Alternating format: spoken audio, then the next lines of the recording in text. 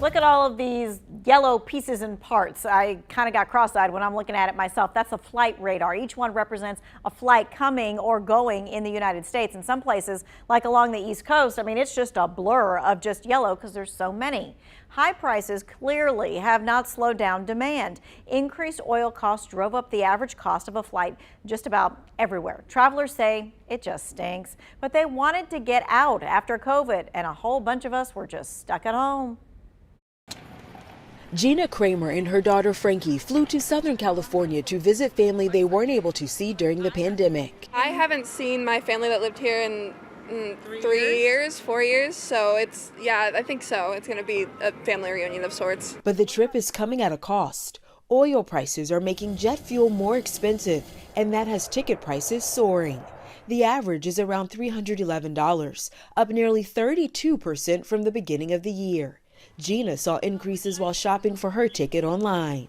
And if you missed a window, 2 days later, the prices were like $100 more. Even with the higher prices, a new survey finds 72% of Americans plan to travel more this year. That rise in demand is pushing up prices for just about everything travel related. Domestic bookings are surging. Hotel rates are going up, nearing 2019 levels. CBS News senior travel advisor Peter Greenberg says national park reservations are in high demand and cruise ships are filling up as people put more importance on travel. An American Express survey found 65% of people would rather take their dream vacation than purchase a new car. People are now valuing travel as an experience that they want to keep, and that's what they're doing. Mother Samantha Strobel-Engler agrees. We've missed out on so much. I think, being a parent to young kids during this time, it's like you want to give them that experience again. You want to show them the world again. Experts say Americans who plan to travel should book quickly because it's likely rates will continue to go up. Danya Backus, CBS News, Burbank, California. Buying a cheap ticket, it's not an exact science, but Expedia did find some travel reservation tricks. The site said book flights on the weekend. It found people can save up to 36% if they buy airline tickets on a Sunday. Now, on the opposite end, Thursday and Fridays are the worst days to book trips. Those days do have a big travel benefit. They're the best days to travel. Expedia says people often find the cheapest tickets for flights leaving Thursday and Friday. Well, daily TSA reports show travel numbers have almost fully rebounded to pre-pandemic levels. Yesterday, almost 2.2 million people crossed through a TSA checkpoint. That almost was a million more than last year. It's not too far off from the 2.4 million in 2019. Now, demand has caused shifts for the travel industry as well. A travel advisor we spoke with says she booked more trips for clients so far this year than she did in all of 2019. She says people just want to go. She says she's also noticed more people booking those dream vacations, travelers choosing to cross off bucket list destinations. She says people book last minute more often. It's behavior far from the norm. I keep thinking it's got to slow down, but I'm not seeing that happen at all. And I don't really predict it because my clients that are traveling already or that are booking, they're booking this year, they're booking next year. And some of them are booking 2, 3, 4 trips for a year. She suggests consulting a travel advisor before booking those trips. They can help you save some headaches. Well, it's clear people want to travel more. A bunch more ran into issues when they get to the airports, though.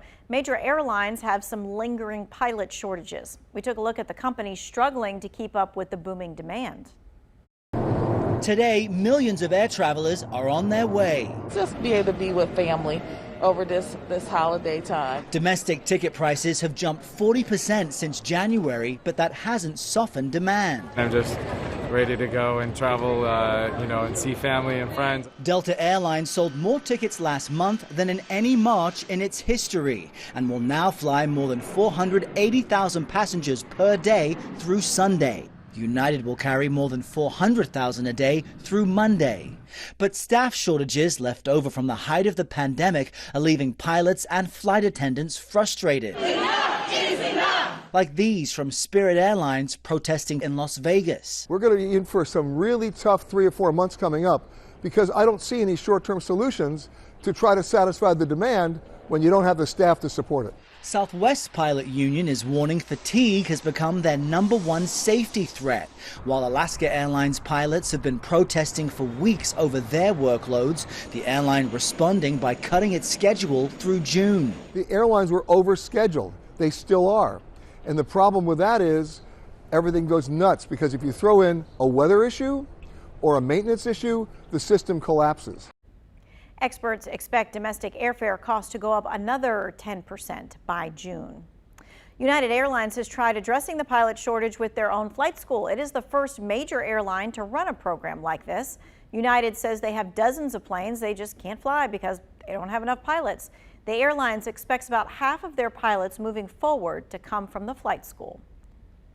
Well, travel agents say it might be worth the extra cash to invest in things like insurance, since flights can get canceled so quickly without notice.